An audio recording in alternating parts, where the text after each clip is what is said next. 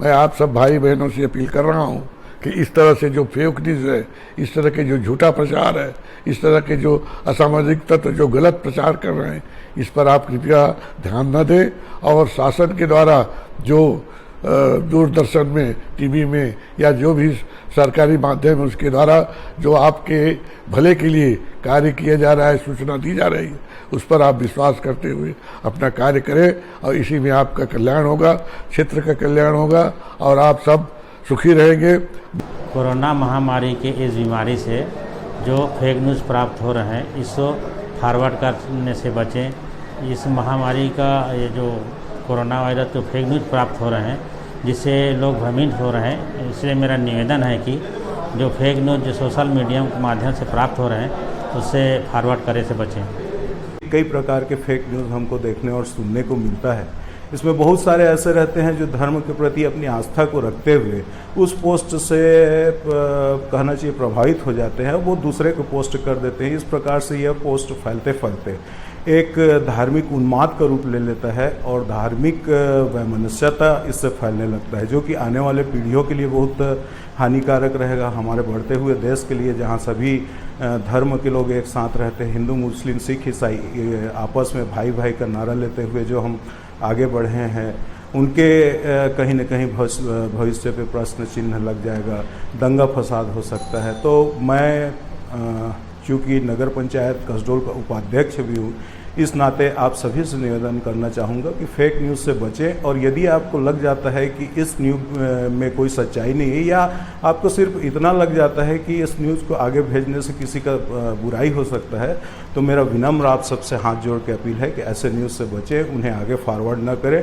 और बनाने का तो कतई ही आप दुस्साहस न करें, क्योंकि यह सामाजिक के साथ साथ आपराधिक कृत्य भी है। इनसे बचें। धन्यवाद।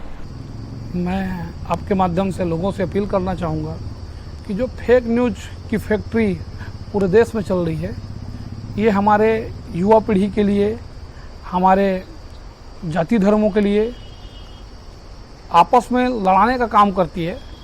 तो मैं सभी साथियों से चाहूँगा कि फेक न्यूज़ को ना मानते हुए उससे कैसे बचना है, इसके लिए हमारे युवा साथी पहल करें।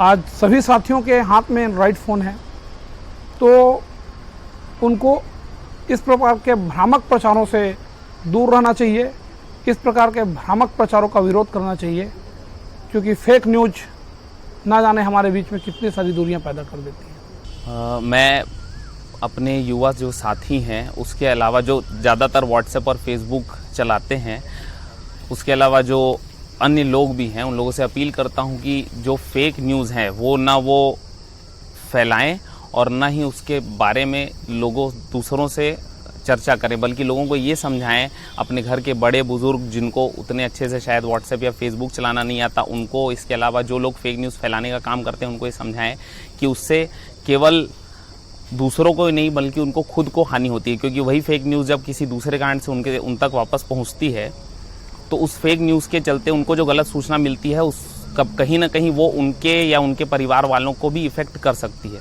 और जैसा कि आजकल हम लोग कह रहे हैं और हम लोगों ने कहना चालू कर दिया है कि पोस्ट ट्रुथ एज, यानी कि ऐसा युग जहां सत्य खोजना बहुत कठिन है, ये हम लोग बोलने लगे हैं। ऐसे में फेक न्यूज़ के बारे में लोगों को सचेत करना, जागरूक करना और उस फेक न्यूज़ का जो दुष्चक्र है उसको तोड़ना बहुत ज़्यादा ज़रूरी है। इसलिए मैं सभी हमारे साथियों से निवेदन करता हूं कि किसी भी तरह से जो भ्रामक जानकारियां हैं, जो गलत न्यूज़ हैं, गलत संदेश हैं, अफवाह हैं, उन सब से खुद भी बचें और जब आप खुद बचे रह पाएंगे तो दूसरों को भी बचाने का प्रयास करें। फेक न्यूज एक सामाजिक बुराई है, कृपया इनसे बचिए।